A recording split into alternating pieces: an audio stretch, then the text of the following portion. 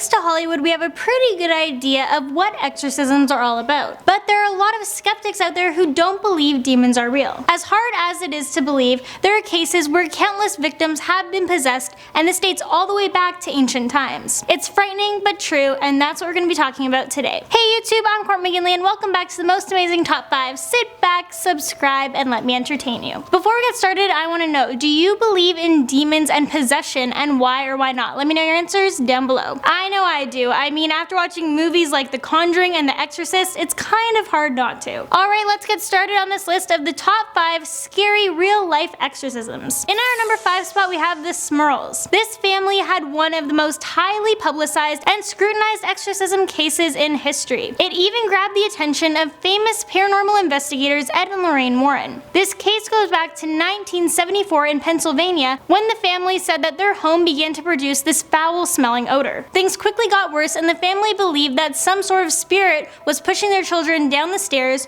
throwing the family dog against walls, and the worst of them all, sexually and physically assaulting the father Jack. Ed and Lorraine stepped in and very quickly deemed the house was disturbed by a very powerful demon. The couple performed an exorcism, but it didn't seem to work. The wife Janet says it didn't work because the demon was moving through the walls during this process. Years later, in 1986, after countless blessings and prayers, the demons finally subsided. In our number 4 spot, Carolyn Perron. You guys might be familiar with this case thanks to the movie The Conjuring. Yeah, you know the one, the creepiest horror movie that's based off of a true story. Yeah, that one. This begins in 1970 when the Perron family moved into their dream home, or so they thought. Soon after moving in, the family encountered strange things happening. They would hear strange noises, they would be pulled from their beds at night, and they witnessed the ghost of a woman who hanged herself from a bedroom ceiling. Carolyn, the mother, received it the worst as she felt as though she was being constantly poked with pins and needles. And then she became possessed. So the family contacted Ed and Lorraine Warren. They discovered that this property had seen its fair share of suicides, including a story where an evil witch sacrificed her child to the devil. Ed and Lorraine Warren did their best to cleanse this house, but it didn't work. So the Perrons ended up selling the house in 1980. The evil apparently left with the family, although when they moved, the encounters were less severe. In at number 3, Anna Eklund. This exorcism case goes all the way back to 1908, when a 14-year-old Anna was cursed by her caretakers who put magical herbs in her food. Shortly after this, Anna began showing signs of demonic possession, such as speaking in tongues and making strange gurgling noises,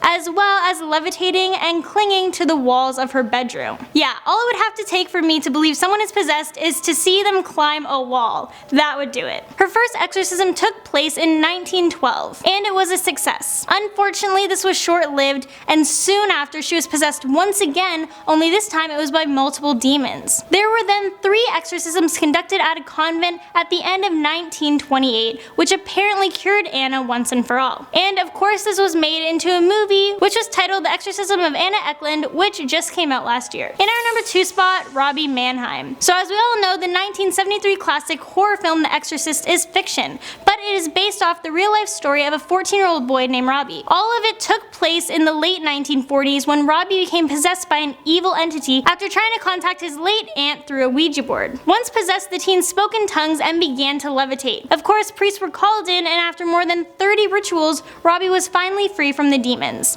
and he returned to his normal life. And in our number 1 spot, Alise Michelle. Some of you may be familiar with the horror film that came out in 2005 called The Exorcism of Emily Rose. Well, that movie is based off of this case. In 1973 in West Germany, a 20-year-old named Annalise had a history of mental illness and suffered from epilepsy. But as soon as she hit the age of 20, her symptoms worsened. On top of everything, she became depressed and was being very aggressive. She also began to reject religious images. She would tell people she was experiencing demonic visions, and she would hear voices in her head telling her she was going to hell. After all of these new symptoms, her parents believed that she was being possessed. They hired a Catholic bishop who performed the exorcism. He performed a total of 70 rituals between a 1-year period, which ultimately ended up leading to Annalise's death, as she died from dehydration and malnutrition as a direct result of the exorcisms. Well, there you have it. That's our list of the top 5 scary real-life exorcisms. Thank you guys so much for watching, and don't forget to hit that subscribe button, and I'll catch you in the next one.